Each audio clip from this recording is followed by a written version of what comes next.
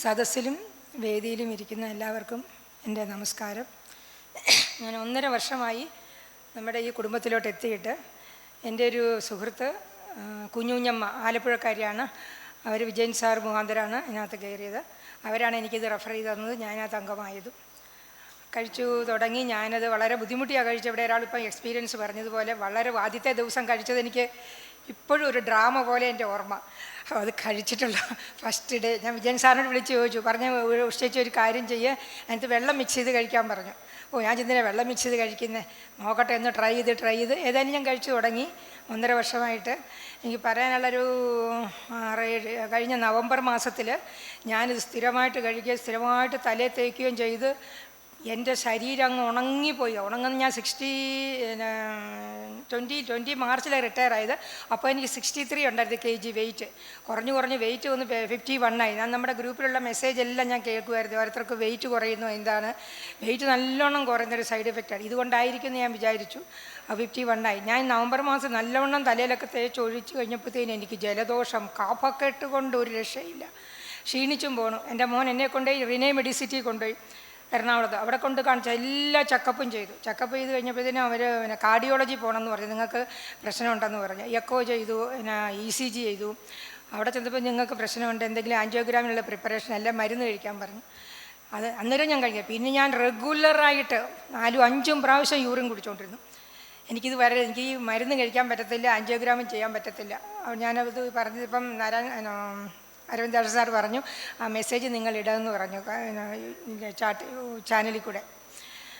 കഴിഞ്ഞ് കോട്ടയത്തൊരു ഹോസ്പിറ്റലിൽ ചെന്നപ്പോൾ മരുന്ന് കഴിച്ചിരിക്കണം നിർബന്ധമാണ്, കൊളസ്ട്രോളിനും പിന്നെ ഹാർട്ടിൻ്റെ ഇതിനും വേണ്ടിയിട്ട് ഇതിനെ കൊണ്ടെന്ന് പറഞ്ഞു. പിന്നെ ഏതായാലും ഞങ്ങൾ CGHS ഉണ്ടല്ലോ, ഫെസിലിറ്റി ഉള്ളതുകൊണ്ട് എറണാകുളത്ത് പോയി ചെക്കപ്പ് ചെയ്തു, എല്ലാം എഴുതിച്ചു. ഞാൻ സ്ഥിരമായിട്ട് നല്ലോണം കുടിച്ചു. മേത്തും തേച്ചു, തലയിലും തേച്ചു, പഴയ യൂറിൻ മേലും തേച്ചു, ശരിക്കും ഞാൻ കുടിച്ചു. അതുകൊണ്ടാണ് പിന്നെ അവിടെ എറണാകുളത്ത് ഹോസ്പിറ്റലിൽ ചെന്ന് അവർ ആൻജിയോഗ്രാം, എക്കോ പിന്നെ 2 ഉണ്ടല്ലോ ഹാർട്ടിൻ്റെ ചെക്ക് ചെയ്യുന്ന TMT അതെല്ലാം ചെയ്ത് കഴിഞ്ഞിട്ട് പിന്നെ ഇത് ആൻജിയോഗ്രാം ചെയ്യണമെന്ന് പറഞ്ഞു. ഞാൻ അന്നേരം കുടിച്ചു. എനിക്കിങ്ങനെ പേടിയ മരുന്ന് കഴിക്കാൻ. ഞാൻ ശരിക്കും യൂറിൻ കുടിച്ച് വിശ്വസിച്ച് തന്നെ, അതിനെ പ്രണയിച്ച് തന്നെ ഞാൻ കുടിച്ചു എന്ന് പറയാം. ആൻജിയോഗ്രാം ചെയ്ത് കഴിഞ്ഞ് റിപ്പോർട്ട് കിട്ടിയപ്പോൾ ഡോക്ടർ പറയാം, എൻ്റെ ഹൃദയത്തെക്കാട്ടി ഭേദമാണ് നിങ്ങളുടെ ഹൃദയം, ഇത്ര നല്ല ഹൃദയം, നിങ്ങൾക്ക് യാതൊരു കുഴപ്പവും ഇല്ല, ഇതാരാ പറഞ്ഞ് നിങ്ങൾക്ക് ചെയ്യണമെന്ന്. ഭയങ്കര സന്തോഷമായി. ഞാൻ മരുന്നും കഴിച്ചിട്ടില്ല. അപ്പോൾ എനിക്ക് അതുകൊണ്ട് നല്ല വിശ്വാസമുണ്ട്, 101% വിശ്വാസമുണ്ട് ഈ യൂറിൻ കഴിച്ചുകൊണ്ട് മാത്രമാണെന്ന്.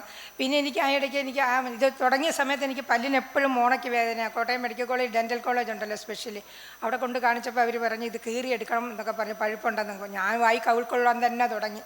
നല്ലോണം കവിൾക്കൊള്ളുമായിരുന്നു.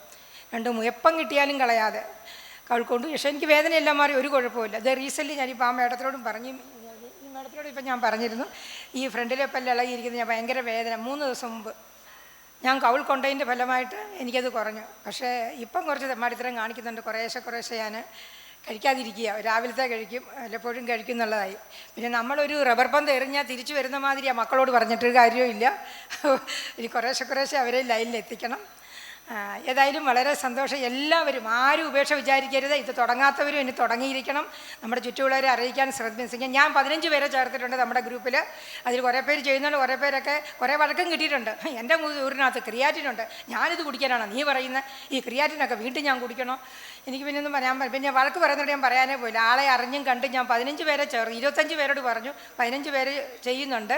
അതിന് നല്ല കാര്യം, അവരുപയോഗിക്കട്ടെ. എല്ലാവർക്കും നന്ദി, നമസ്കാരം.